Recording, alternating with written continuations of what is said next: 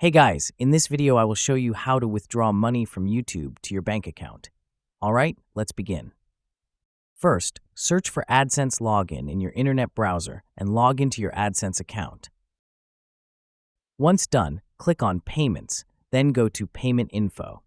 Next, click on Manage Payment Methods from the right side and your selected account will be displayed. Simply, click on the Add a Payment Method feature and select Wire Transfer. Now, enter your bank account details, including the account holder name, bank name, SWIFT or BIC code, and IBAN. If the AdSense account holder's name does not match the bank account name, you may need to verify the account. This is a standard security step. Once all details are entered, click Save and confirm the changes. You will then receive an email from AdSense confirming that your bank account has been successfully linked. So that's basically how you can withdraw money from YouTube to your bank account. And that's it for this video. If you find this helpful, consider subscribing and giving this a big thumbs up. Thanks.